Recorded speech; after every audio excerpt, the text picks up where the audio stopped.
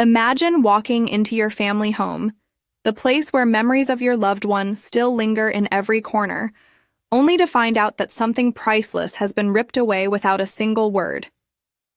That's exactly what happened to me. My name is Alex, and this is the story of how my own family betrayed me in the worst way possible, and how I turned the tables on them in a move they never saw coming. It all started with my father's watch. Not just any watch, but the one he wore every day. The one that ticked with the rhythm of his life. The one he left to me in his will. But let's rewind a bit. My father passed away 2 years ago after a long battle with illness. He was the rock of our family, the man who built everything we had from nothing. He started as a mechanic, fixing cars in a small garage, and through sheer hard work, he turned it into a thriving business. The house we lived in? He bought it with his savings, renovated it himself, made it a home. And that watch. It was a simple silver timepiece engraved with his initials, a gift from my grandfather. It wasn't worth a fortune in money, but to me it was everything. It reminded me of his strong hands, his laughter, the way he'd check the time before telling me stories at bedtime. After he died, things changed. My mother, my 2 siblings, Sarah and Mike, and I tried to hold it together, but cracks started showing. Money was tight, even though Dad left us the house and some savings. Sarah was always spending on clothes and trips, Mike on his failed business ideas, and Mom, well, she just went along with them. I was the one working 2 jobs to keep the bills paid, holding on to Dad's memory like a lifeline. But one day I came home from work, exhausted, and noticed the watch was gone from its spot on the mantel. My heart dropped. "Where is it?" I asked, trying to stay calm. They all looked at each other, avoiding my eyes. That's when the truth came out. They'd sold it. Without asking me, without even mentioning it. Sarah said they needed the money for essentials, like her new phone. Mike shrugged it off as no big deal. Mom just said, "We thought you'd understand." Understand? That watch was mine. It was specified in the will. But they didn't care. They saw it as just an object, something to pawn for quick cash. I felt a wave of anger and sadness crash over me. How could they do this? Betray Dad's wishes, betray me? That night, I lay awake, tears streaming down my face, plotting how to make them feel the same pain. Little did they know, the house, our family home, was in my name too, thanks to Dad's careful planning. He trusted me with it. And that's when the idea hit me. If they could sell what was mine without warning, I could sell what was ours. But how would I pull it off? Would they ever forgive me? Stick around, because this story is about to get even more intense. Let me take you back to where it all began, to paint a picture of the family I once thought was unbreakable. Growing up, our home was filled with warmth and laughter. Dad was the center of it all, a tall man with calloused hands from years of labor, but a heart as soft as they come. He'd come home from the garage covered in grease and scoop me up in a hug, no matter how old I got. Sarah, my older sister, was the bubbly one, always organizing family game nights. Mike, the youngest, was the prankster, making us all laugh with his silly jokes. And Mom, she was the glue, cooking big meals and keeping the peace. The watch? Dad got it on his 30th birthday from Grandpa, who had worn it through tough times. "This watch has seen me through wars and weddings," Grandpa would say. Dad passed that story down to us, making it a symbol of endurance. When I was a kid, I'd sit on his lap, listening to the tick-tock, imagining it was his heartbeat. As we grew older, life tested us. Dad's business boomed in the 90s. He expanded the garage into a full auto repair shop, employing locals, building a name for himself. With the profits, he bought our house in a quiet suburb, a 2-story place with a big backyard where we'd have barbecues. "This is our legacy," he'd say, patting the walls like they were alive. But then the illness came. It started with fatigue, then doctor visits, diagnoses, cancer. We rallied around him, but it drained our savings. Hospital bills piled up, and Dad fought hard, but in the end, he left us. His will was clear. The business to Mike, savings split among us, The watch to me and the house jointly owned, but with me as the primary executor because he knew I was responsible. Alex will take care of things, he told them. After the funeral, we promised to stick together. I moved back home to help, quitting my city job for local work. Sarah got married but divorced soon after, coming back with debts. Mike tried starting a tech startup, but it flopped, leaving him broke. Mom withdrew into herself, letting them run wild. I paid the mortgage, fixed the roof, kept the lights on. They took it for granted. Small arguments brewed over money, chores, space. Sarah would borrow cash and forget to pay back. Mike blasted music late at night. Mom mediated poorly, always siding with them. I swallowed my frustration, thinking of Dad. But the watch incident? That was the breaking point. I remember confronting them in the living room. "How could you?" I yelled, voice cracking. Sarah rolled her eyes. "It's just a watch, Alex. We got $500 for it. Paid the electric bill." Mike added, "Yeah, bro, chill." Dad wouldn't mind. Mom nodded. We needed it. Needed it? For what, Sarah's manicures? I stormed out, heart pounding. That betrayal cut deep, like they'd erased Dad's memory for convenience. As I drove around that night, rage built. The house. Dad had put it in my name as trustee to protect it. I could sell it if needed without their full consent, per the will's clause for emergencies. Was this an emergency? To me, yes, an emotional one. But planning revenge isn't easy. I had to be smart, keep it secret. What if they found out? Would it destroy us forever? The tension was building, and I knew something had to give. As days turned into weeks after the watch was sold, the house felt less like a home and more like a battlefield. I'd walk in, and the air was thick with unspoken resentment. I'd catch glimpses of Sarah on her phone, shopping online with the money from Dad's watch, while Mike lounged on the couch, dreaming up his next big idea that never panned out. Mom would try to play peacemaker, but her efforts were half-hearted, like she was afraid to rock the boat. I kept quiet at first, burying my anger deep inside, but it simmered like a pot about to boil over. Every time I looked at the empty spot on the mantel, it was a reminder of their selfishness. "Why didn't you ask me?"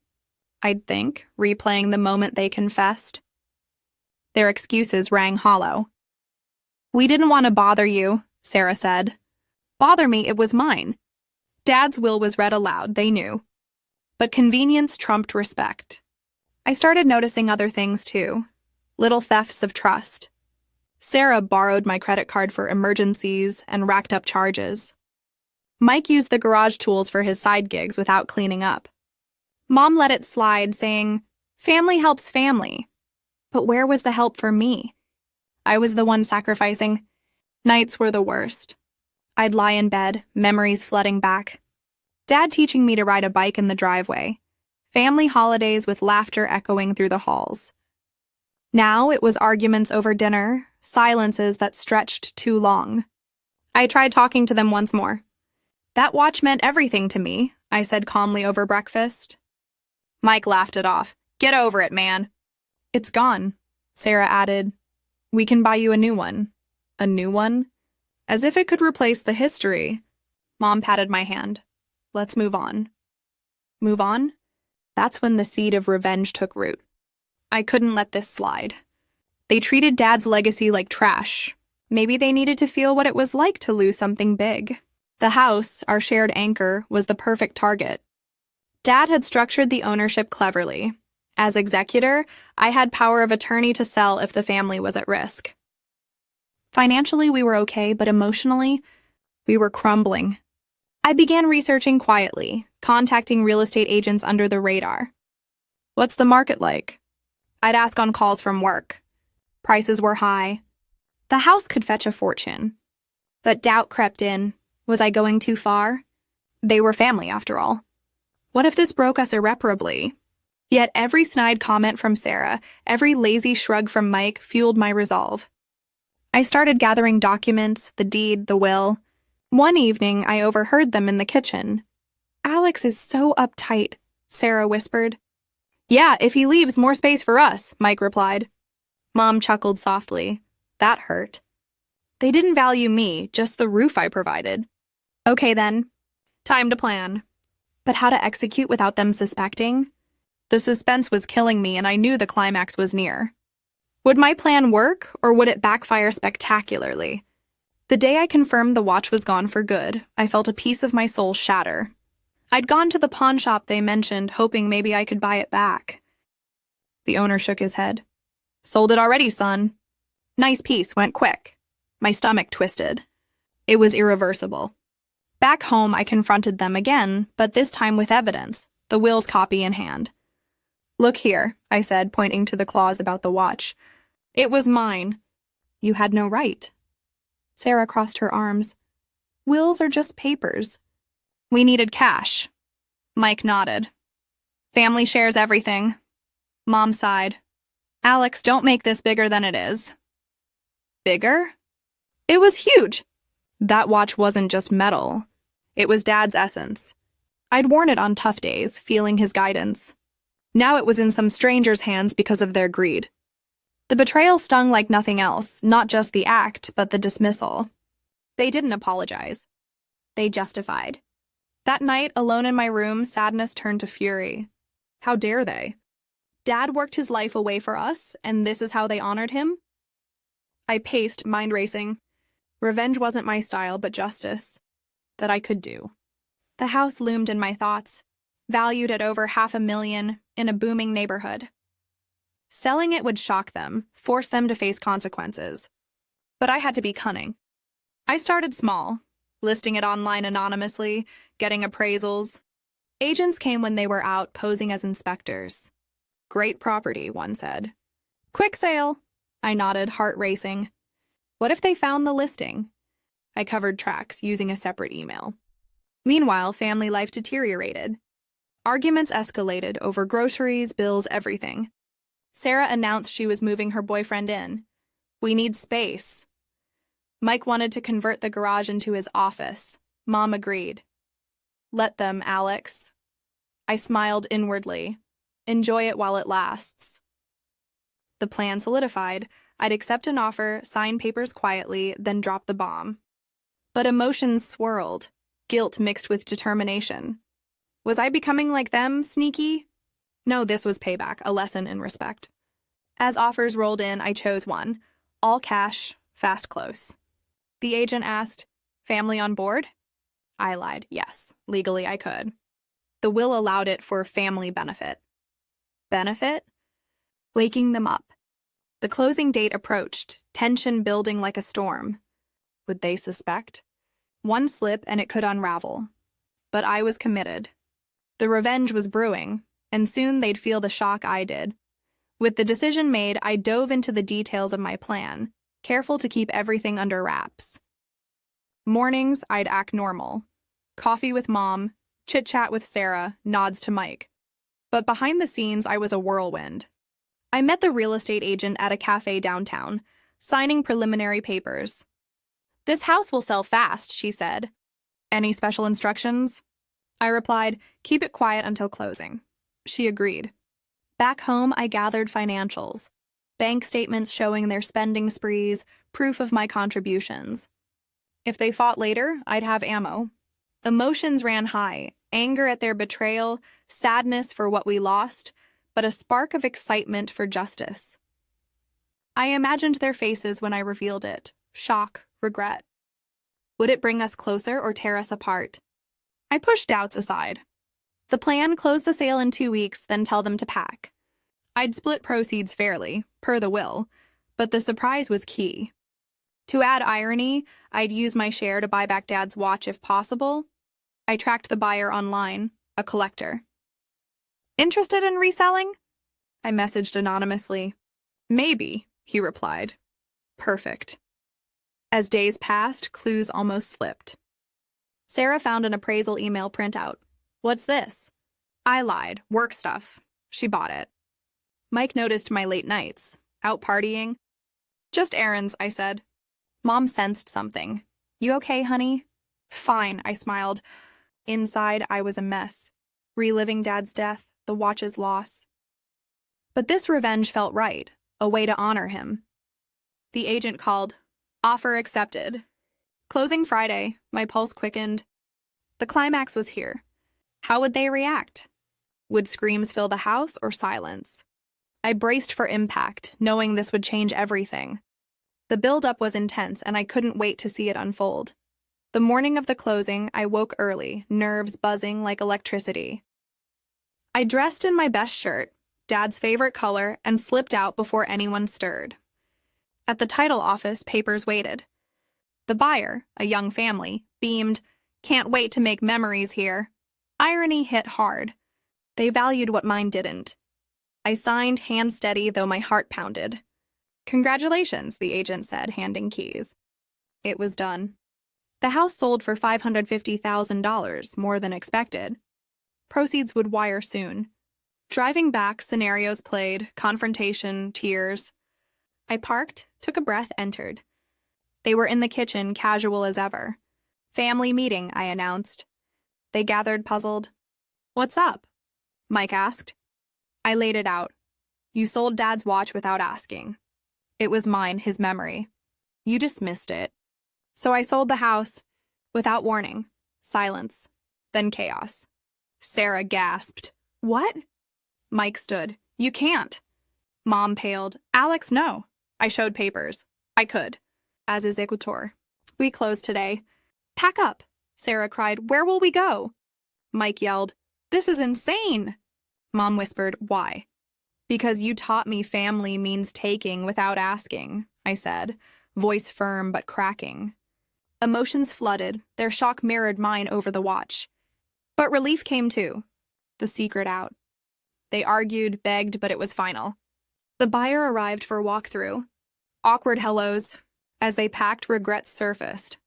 Sarah admitted, "We shouldn't have sold it." Mike nodded. "Sorry, bro." Mom hugged me. "I failed you all."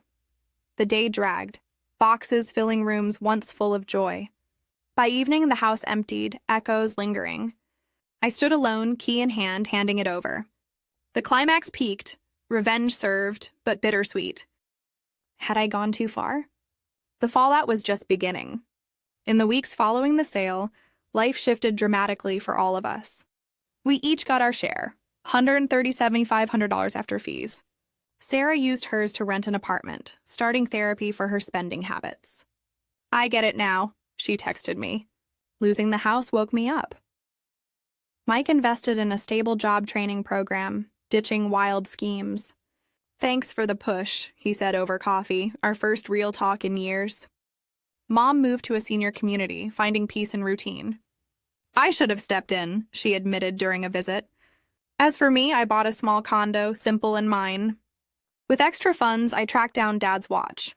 The collector sold it back for a fair price. Holding it again, tears flowed. Dad's spirit returned. We started rebuilding, family dinners, honest chats. The betrayal scarred, but the revenge healed, forcing growth. No more taking for granted. We learned to communicate, respect legacies. The house? The new owner sent photos, kids playing in the yard. It lived on, just not with us. Relief washed over me. Justice prevailed without destruction. Bonds mended stronger. But questions lingered. Was it worth it? Absolutely, for the lessons etched deep. Looking back, this journey from betrayal to revenge taught me profound truths about family, trust, and consequences. We often take loved ones for granted, assuming forgiveness comes easy. But actions ripple, hurting deeply. My family's choice to sell the watch wasn't just about an object. It was disregarding my grief, Dad's wishes. My response, selling the house, mirrored that pain, showing them the void of loss. It was harsh, yes, but necessary. In the end, it brought reflection. Sarah learned restraint, Mike responsibility, Mom leadership. I gained assertiveness. The moral? Cherish what matters, memories, respect, communication. Betrayal erodes foundations. Revenge might rebuild if done with justice in mind. But better to talk first, avoid the cycle. If you're facing similar hurts, pause, reflect. Is vengeance the path or forgiveness? For us, it was both. And now, with Dad's watch ticking on my wrist, I feel his guidance. Family is fragile,